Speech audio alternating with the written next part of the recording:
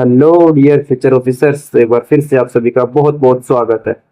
आज के हमारा जो सोर्स है इसमें हम 2026 का ही एक पीवाई उठाएंगे और इसको हम डिस्कस करेंगे सीसेट का। तो बिना किसी देरी के स्टार्ट करते हैं। एक दो अंक की संख्या है जिससे दो भिन्न मतलब दो भिन्न अंक ए क्या है, दो अंक की एक संख्या है। दो अंक की संख्या क्या होती है? 10 से लेके और 99 तक दो अंक की संख्या होगी। और जिसके भिन्न अंक है मतलब सेम सिमिलर्स नहीं है, जैसे 11 32 33 22 33 इस तरीके से नहीं है।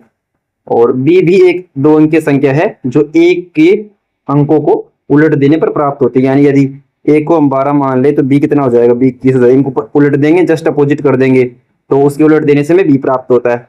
और ऐसा दे रखा है ए माइनस बी कितना है? ए माइनस बी 27 का गुणक है। मतलब यदि ए में से बी घटाएंगे ना तो जो संख्या आएगी वो किसकी गुणक आएगी? 27 की गुणक आएगी। 27 का गुणक का मतलब क्या है?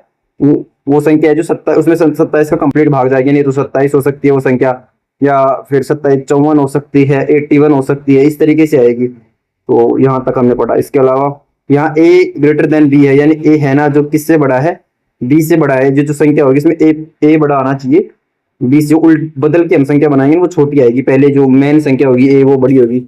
तब ऐसे कितने भिन्न ए संभव है ये हमें बताना है। तो इसको कैसे करेंगे? देखो, हम मान लेते हैं कि ए क्या है? ए एक दो अंक की संख्या ये दिया हुआ है, तो ए को क्या मान लेंगे? ए दो अंक की संख्या कैसे लिखते हैं? 10x प्लस वाई मान लेंगे। 10x प्लस वाई का मतलब यहाँ क्या हो जाएगा? 10 में कोई भी संख्या जोड़ेंगे वो फिर वाई जो वाई जोड़ेंगे तो क्या हो जाएगी? दो अंकों की संख्या क्या है? ए है।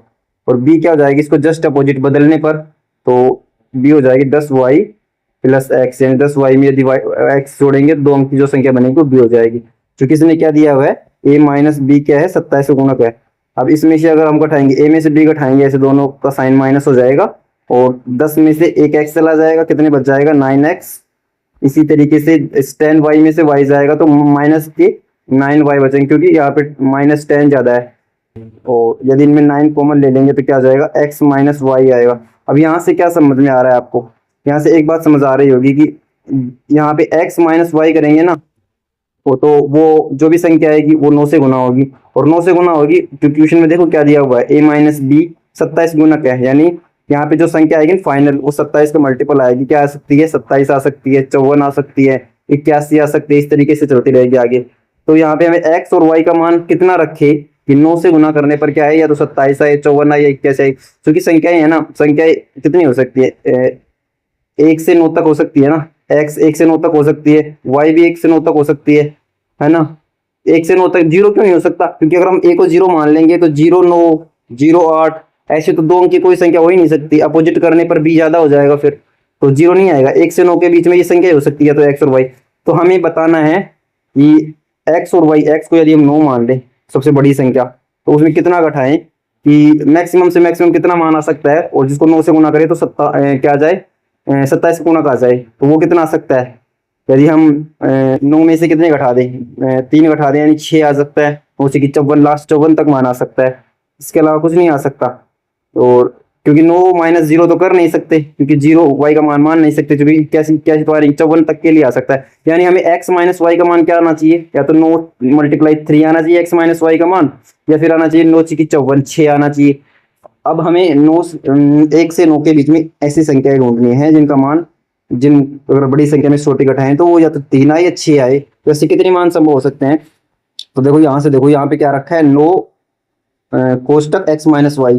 तो मैं इसको दोबारा लिख लेता हूँ, 9 कोष्टक x माइनस वाई। यहाँ x माइनस वाई का मान है तो 3 आना चाहिए, 6 आना चाहिए, तभी वो 27 का मर्तबा होना वाला है, 27 से गुणक हो सकता है। तो कैसे आ सकता है?